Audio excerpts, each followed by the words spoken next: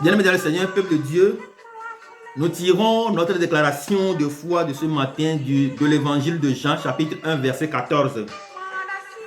Et la parole a été faite chair et elle a habité parmi nous, pleine de grâce et de vérité, et nous avons contemplé sa gloire, une gloire comme la gloire du Fils unique venu du Père. Nous avons contemplé sa gloire, une gloire comme la gloire du Fils unique venu du Père. Père éternel, nous annonçons ta gloire au milieu de ton peuple ce matin. Nous annonçons ta gloire sur la terre de nos aïeux. Nous annonçons ta gloire partout sur la terre où nous sommes ce matin. Nous déclarons, nous proclamons ta gloire sur nous, ta gloire dans nos vies, ta gloire dans nos maisons, ta gloire dans nos familles, ta gloire dans nos activités, ta gloire dans nos entreprises, dans le nom puissant de Jésus. Nous te supplions de faire resplendir ta gloire, Seigneur, ta gloire dans la vie de ceux qui sont encore assis dans les ténèbres de l'ombre de la mort. Nous proclamons cette gloire sans fin dans leur vie. Ta gloire, Seigneur, dans la vie de tous ceux qui ne croient pas, ne t'adorent pas, ne te louent pas ce matin, dans le nom puissant de Jésus. Nous déclarons ta gloire dans nos maisons, ta gloire dans nos difficultés, ta gloire, Seigneur, que ta gloire abonde maintenant et à jamais dans nos vies. Que ta gloire, Seigneur, resplendisse dans nos pensées, ta gloire dans nos vies, ta gloire dans nos intelligences, ta gloire, Seigneur, se saisisse de nous ce matin et accomplit l'œuvre de tes mains dans le nom puissant de Jésus. Que ta gloire se saisisse de nous, que ta gloire se saisisse de nos maisons, que ta gloire se saisisse de tous ceux qui se réclament de nos prières et qu'elle accomplisse l'œuvre, ton œuvre, Seigneur, dans le nom puissant de Jésus de Nazareth. Que ta gloire, Seigneur, se saisisse de nos pensées, ta gloire se saisisse de nos âmes, de nos esprits, que ta gloire se saisisse de nos vies, Seigneur, et accomplis ton œuvre dans le cours du temps, dans notre vie, dans le nom puissant de Jésus. Que ta gloire se saisisse de nos cœurs et accomplisse ton œuvre de miséricorde, ton œuvre de bonté divine, Seigneur, dans nos vies, dans le nom puissant de Jésus. Que ta gloire se saisisse de nos cœurs et accomplisse ton œuvre de miséricorde en nous. Que ta gloire se saisisse de nos cœurs, que ta gloire se saisisse de nos vies, que ta gloire se saisisse de nos esprits, que ta gloire se saisisse, Seigneur, de nos entreprises et accomplisse son œuvre de miséricorde, de bonté, son œuvre de prospérité dans nos vies, dans le nom puissant de Jésus. Nous déclarons ta gloire, Seigneur, dans la vie de ceux et celles qui sont attaqués. Nous déclarons ta gloire, Seigneur, dans la vie de ceux et celles qui sont attaqués, dans la vie de toutes les familles qui sont attaquées par je ne sais de quel esprit, dans le nom puissant de Jésus. Nous annonçons ta gloire, Seigneur. Nous annonçons ta gloire sur la terre de nos aïeux. Ta gloire, Seigneur, contre tout ce qui empêche nos territoires d'avancer dans le nom puissant de Jésus. Bien-aimés dans le Seigneur, peuple de Dieu, nous disons que la parole de Dieu, la parole écrite que nous avons dans la Bible, est la porte d'entrée dans le surnaturel, la porte d'entrée dans le spirituel. Pourquoi nous disons ça? Nous avons expliqué la dernière fois que en réalité, Dieu nous donne des signes. Dans nos vies, Dieu donne des signes. Qui que tu sois, où que tu sois, où que tu te situes sur la terre, sur la planète Terre, Dieu envoie toujours des signes. Sauf que on ne le sait pas, ça peut arriver qu'on ne le sache pas, mais nous devons savoir, la première des choses que nous devons savoir, c'est que Dieu envoie toujours des signes. Dieu envoie des signes. Dieu nous envoie toujours des signes. Que même si nous ignorons, Dieu envoie des signes. Qui que tu sois, où que tu sois, tu peux être même un charlatan, tu peux être même un prêtre ou non. Dieu envoie des signes. Bien aimé, c'est un peuple de Dieu. Nous devons savoir que Dieu envoie des signes. Qui que nous soyons, où que nous soyons, ou quoi que nous faisions sur la terre, quoi que nous fassions, Dieu est toujours à l'œuvre. La preuve, Dieu peut aller se révéler au roi. Dans la parole de Dieu, nous voyons que Dieu s'est révélé au roi dans une vision, dans un rêve, dans un songe. Dieu est allé même se révéler au Pharaon. Donc Dieu peut se permettre de se révéler à nous, quoi que nous soyons ou que nous fassions. Dieu se révèle, il nous donne toujours des signes, soit dans des rêves. La plupart du temps, c'est dans les rêves. Et les révélations que Dieu nous fait toujours dans les rêves, c'est le rêve est plutôt le meilleur moyen par lequel Dieu se permet de nous révéler des signes, des codes. Tout ce que nous devons savoir sur nous-mêmes, le rêve est le meilleur moyen. Voilà. Il y a des révélations, des révélations, la parole de connaissance et autres. Le rêve est le meilleur moyen parce que Dieu te le révèle directement. Voilà. Bien que Dieu puisse passer par des uns des autres, Dieu peut se révéler à toi directement. La raison pour laquelle, à chaque fois que moi je prie avec les gens, je demande toujours à Dieu de se révéler à eux pour qu'ils sachent que ce que je suis en train de faire, c'est lui qui me l'a donné. Voilà ce que moi j'ai fait, voilà ce que j'ai l'habitude de faire, voilà ma méthode de travail. À chaque fois que je prie avec quelqu'un, je demande à Dieu de se révéler avec cette personne-là dans un rêve pour que cette personne-là comprenne quelle est la source de ce que nous sommes en train de faire. Voilà ce que Dieu fait. Donc, je disais que Dieu nous donne des signes, des codes, des signaux dans nos rêves, dans les révélations, etc. Et quand il nous donne ça, il nous donne le privilège, comme l'a déclaré 1 Pierre 1 verset 9, que nous sommes maintenant le peuple des prêtres, des rois, des prophètes, une nation sainte, choisi par Dieu lui-même, et que le livre des Hébreux 13 vient confirmer en disant que lorsque nous approchons de Dieu, que nous approchons de la montagne de Jérusalem, nous approchons du mont Zion, nous nous approchons des myriades d'anges en réunion de fête, nous nous approchons du sang de l'agneau, le sang qui parle mieux que celui d'Abel. Et donc, Dieu nous donne le privilège, en tant que nation sainte, peuple des prêtres, des rois, des prophètes, il nous donne le privilège donc de revenir comprendre dans la parole de Dieu le rêve que nous avons fait. Il nous donne de revenir comprendre dans la parole de Dieu les révélations qu'on nous a données. Voilà. Il nous donne de revenir dans la parole de Dieu pour comprendre le rêve qu'on a fait, les révélations qu'on nous a faites, ce que nos hommes de Dieu nous disent ou ce que les uns et les autres nous disent. Voilà ce que Dieu fait. Et donc, pourquoi Dieu fait ça, bien évidemment, c'est le peuple de Dieu? C'est pour nous permettre de savoir concrètement qui nous sommes.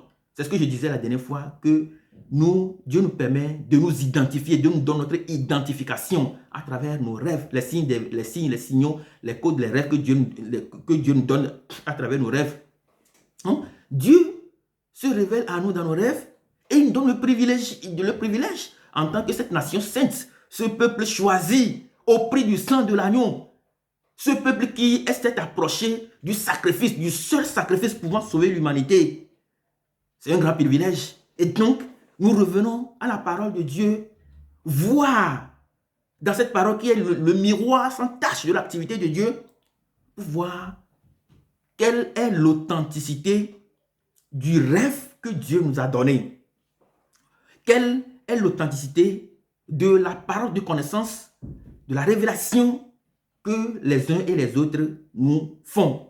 Voilà ce que je disais la dernière fois. Et donc, quand Dieu nous donne des signes des rêves et que nous venons voir dans la parole, nous venons regarder dans la parole de Dieu ce que c'est exactement, ce que ça veut dire cette parole, eh bien, cela nous permet, l'objectif même, c'est que cela nous permet finalement de savoir qui nous sommes exactement. Voilà. Bien-aimé dans le Seigneur, peuple de Dieu, qui es-tu? Qui suis-je? Qui sommes-nous concrètement? Qui suis-je? C'est une question que nous devons normalement nous poser régulièrement. Et c'est cette question-là qui doit être le fondement même qui doit être même au fondement de notre prière, la prière que nous devons faire quotidiennement à Dieu, notre Père. Bien-aimé dans le Seigneur, peuple de Dieu, sinon, si cette question-là, qui suis-je, qui sommes-nous, si cette question-là ne nous amène pas à aller vérifier, à aller comprendre ce que Dieu veut de nous, ce que notre vraie identité en Dieu, en Christ Jésus, eh bien, ce n'est pas, nous ne cherchons pas Dieu. Parce que la première des choses que nous devons normalement aller chercher dans nos églises, c'est de savoir qui suis-je. Qui suis-je? Parce que lorsque Dieu nous appelle, il nous appelle avec un message. Dieu, quand il nous appelle avec un message. Et c'est ce message-là que nous devons comprendre. Et c'est avec ce message-là que nous devons normalement travailler pour accomplir finalement notre destinée.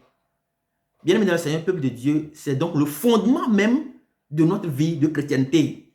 Pourquoi? Parce que finalement, lorsque Dieu t'appelle, lorsque nous disons que Dieu nous appelle, que nous sommes des chrétiens, nous devons nous identifier pour connaître notre rôle en tant que prêtre, en tant que prophète, en tant que roi, en tant que nation sainte, en tant que peuple choisi de Dieu. Nous devons comprendre quel est notre rôle. Voilà, nous devons comprendre quel est notre rôle parce qu'on a l'habitude de dire souvent que la maison n'est belle que lorsque chacun reconnaît la part de sa propre labeur. Bien-aimés dans le Seigneur, peuple de Dieu, nous devons savoir qui nous sommes dans la maison de Dieu. Nous devons savoir qui nous sommes dans ce monde pour que nous puissions finalement jouer notre part de partition. Nous entendons des gens qui disent, de toute façon, moi je ne sais pas ce que je suis appelé à faire dans la maison de Dieu. Bien-aimés dans le peuple de Dieu, nous devons savoir. C'est notre devoir et notre droit de savoir qui nous sommes dans ce monde, qui nous sommes dans la maison de Dieu, qui nous sommes exactement, afin de pouvoir travailler avec ce message-là, avec lequel Dieu nous envoie, Dieu nous appelle. Travailler sur ce message-là pour accomplir finalement notre destinée. Ce n'est pas difficile et chaque chrétien devrait normalement le faire. Et c'est cela qui pose le vrai problème dans nos églises aujourd'hui, de ne pas savoir qui suis-je et d'aduler, d'adorer les hommes de Dieu, d'être finalement indépendant et finalement on devient abruti par tout ce qu'ils nous disent. Bien-aimés dans le Seigneur, peuple de Dieu, si nous savons quelle est notre vraie identité en Christ, cela définit également notre identité dans le monde. Il définit également notre identité dans nos familles.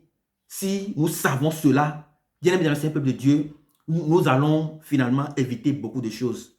Nous allons éviter dans nos églises les commérages. Nous allons éviter la jalousie, l'envie. Nous allons éviter la sorcellerie.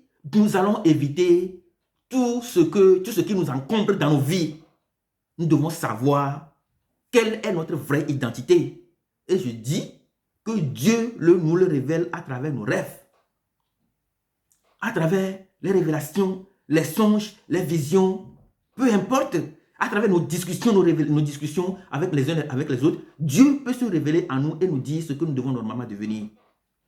Lorsque nous savons cela, donc nous pouvons finalement travailler sur ce message-là avec lequel Dieu nous appelle pour finalement accomplir, réaliser notre destinée.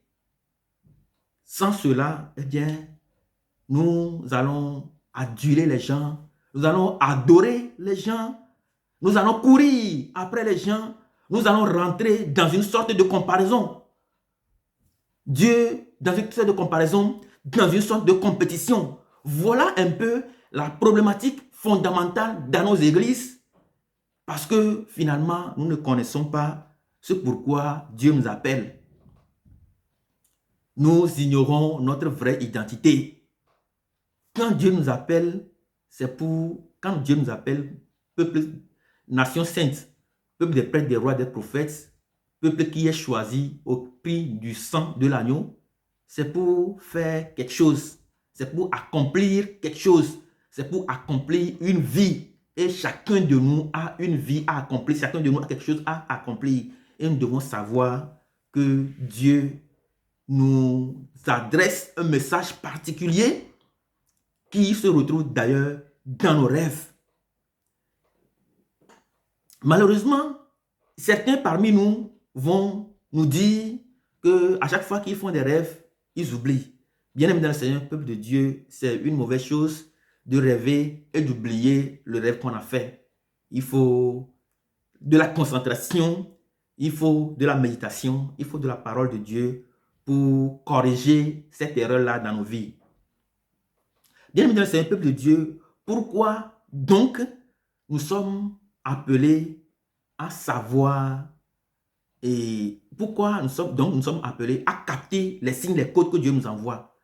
Lorsque nous voyons dans la parole de Dieu, nous voyons que Joseph, le fils de Jacob, a fait des rêves, 2 rêves mystérieux. Le premier rêve, ce sont des fagots de bois de ses frères qui se sont abaissés devant son fagot. Le deuxième rêve mystérieux, ce sont des étoiles et la lune qui sont à ses pieds.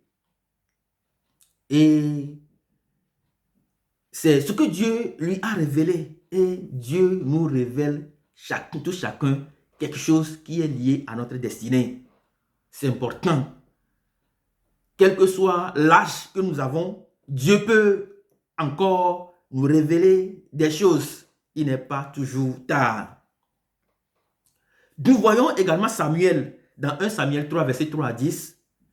Samuel, comment Dieu l'a appelé. À son jeune âge, Dieu s'est révélé à lui. Dieu l'a appelé. Ça, c'est à travers une parole de connaissance. C'est à travers un message qu'il a reçu. Et le prêtre Élie lui a dit, mais va, couche-toi. Quand tu auras encore entendu cette voix, dis Éternel, ton serviteur à l'écoute, parle. Dieu nous appelle toujours.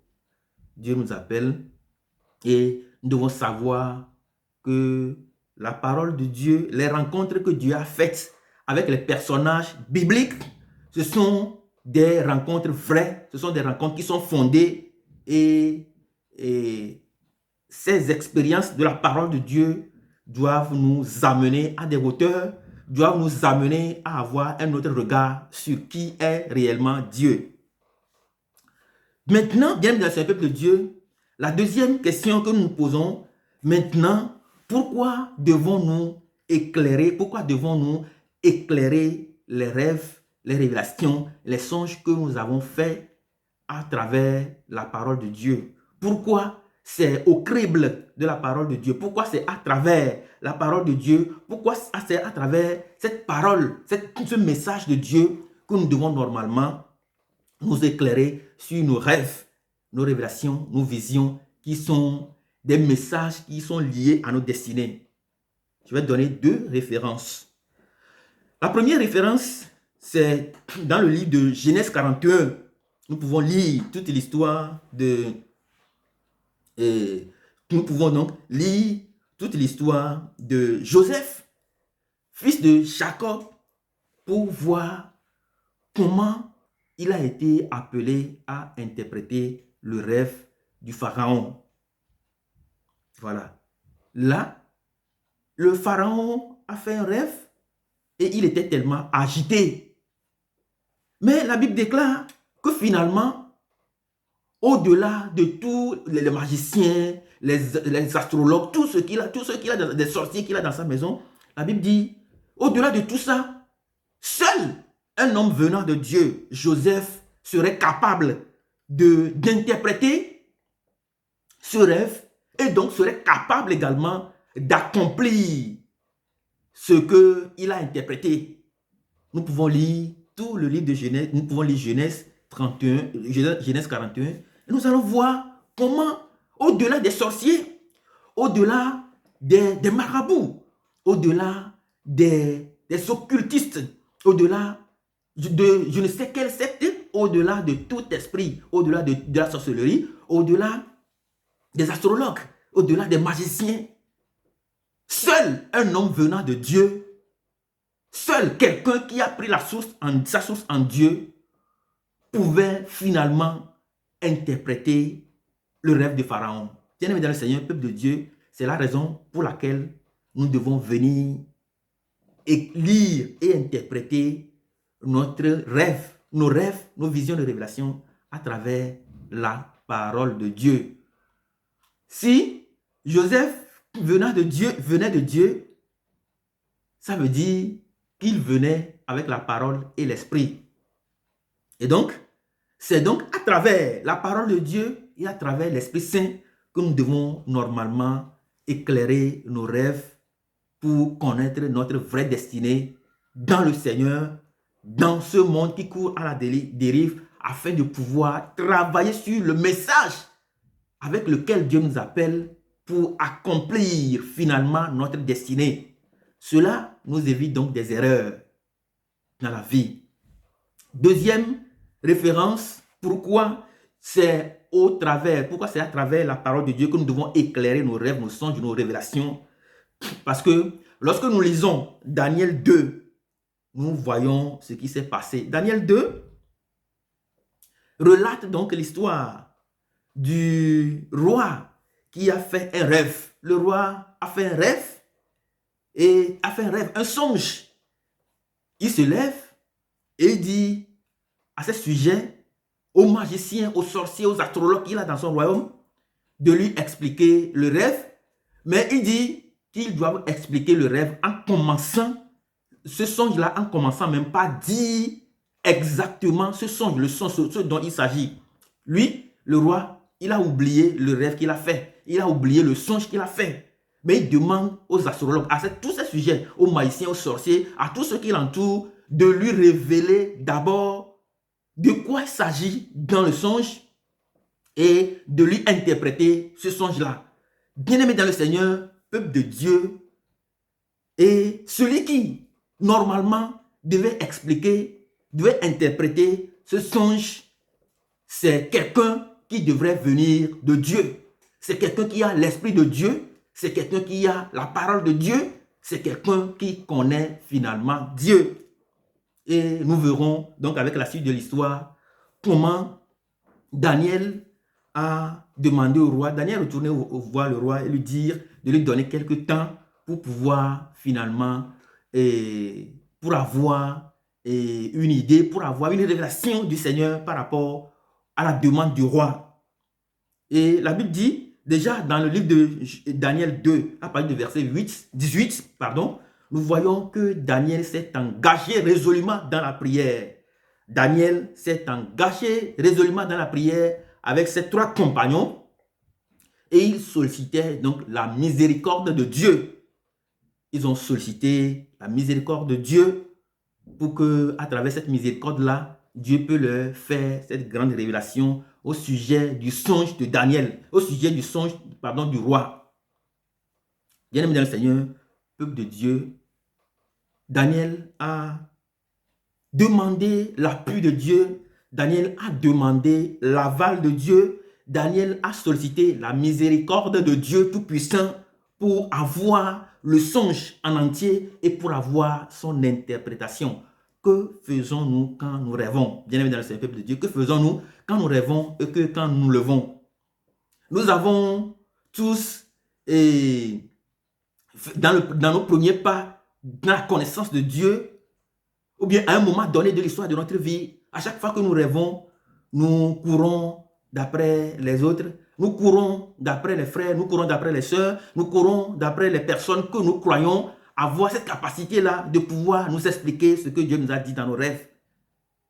Mais qu'est-ce que nous devons faire? Qu'est-ce que nous apprend Daniel? Daniel nous apprend que quand on fait un rêve, on peut donc s'engager résolument dans la prière, solliciter donc la miséricorde de Dieu Tout-Puissant, parce que seul celui qui vient de Dieu, seul l'Esprit de Dieu, seule la parole de Dieu peut nous expliquer le contenu même de ce message que Dieu nous envoie à travers nos rêves. Voilà ce que Daniel a fait, voilà ce que Daniel nous apprend. Voilà la leçon que nous pouvons apprendre de Daniel. s'engager résolument dans la prière en sollicitant, en implorant, en invoquant la miséricorde de Dieu sur notre vie. Dans tout ce qui se passe dans notre vie, bien-aimé dans le Seigneur peuple de Dieu, nous pouvons solliciter la miséricorde de Dieu dans notre vie. Nous pouvons solliciter la bonté de Dieu pour nous éclairer sur ce que nous vivons. Voilà, parce que ce que Daniel vivait aussi, c'est une période de stress, c'est une période de peur, parce que le roi, à l'entendre parler, disait que si il n'arrivait pas à lui expliquer le songe, à lui dire le songe et à lui en donner une interprétation, ils seront tous péris. Il va les tuer tous. Donc, Daniel vivait deux périodes, une période très importante de sa vie, de l'histoire de sa vie. Il faut, et cette période, c'est la période du stress. Il a peur que si jamais il ne découvrait pas le songe, il serait décapité par le roi. Et donc, il va donc solliciter la miséricorde de Dieu, la bonté de Dieu. Nous pouvons également solliciter la bonté, la miséricorde, la faveur de Dieu pour que Dieu nous révèle ce qui nous est caché. Donc, nous voyons que après avoir eu le songe et sa vision, Daniel a remercié le Seigneur et est retourné voir le roi et lui a interprété le songe. Bien-aimés dans le Seigneur, peuple de Dieu, voilà donc les deux raisons fondamentales qui doivent nous amener à ramener nos rêves dans la parole de Dieu et à découvrir qu'est-ce que cela veut dire concrètement. Cela nous est très important parce que comprendre un rêve, comprendre un songe, une révélation, cela nous permet de mieux travailler là-dessus afin de pouvoir accomplir notre destinée, accomplir ce pourquoi nous sommes appelés. Bien-aimés dans le Seigneur, peuple de Dieu, nous voici donc à la fin de notre séance. La dernière fois, j'avais dit que ce que je vais faire, qu'aujourd'hui, nous allons commencer véritablement par voir quels sont les codes. Quand je parle de codes, je parle des révélations qui sont cachées. Révélations cachées, je l'appelle code. Je parle de ces codes, je parle de ces révélations. Je parle des choses cachées, je parle de tout ce qui est secret, que seul Dieu peut révéler, seul l'Esprit de Dieu peut révéler, seule la parole de Dieu peut révéler. Mais aujourd'hui, j'ai plutôt essayé d'éclairer les uns les autres. J'ai plutôt essayé d'apporter une petite lumière sur à quel moment Dieu se révèle, comme à Daniel, comme à Joseph, qui étaient dans leur jeune âge. Et comment Dieu les a appelés, comment ils se sont comportés et autres. Et la deuxième chose, c'est de voir pourquoi nous sommes obligés de venir nous renseigner par rapport à nos rêves dans la parole de Dieu, parce que cela nous aide d'abord à comprendre la parole, à comprendre le rêve que nous avons. Cela nous aide à nous identifier, à construire notre identité en Christ Jésus, dans ce qui définit notre identité dans le monde, dans nos sociétés, dans nos entreprises. Et finalement, cela nous aide à rentrer dans le surnaturel, à rentrer dans le spirituel, afin de pouvoir capter en temps et à contre-temps tous les signaux, tous les messages que Dieu finalement nous envoie. Bien évidemment, c'est un peuple de Dieu. La prochaine fois, nous allons travailler sur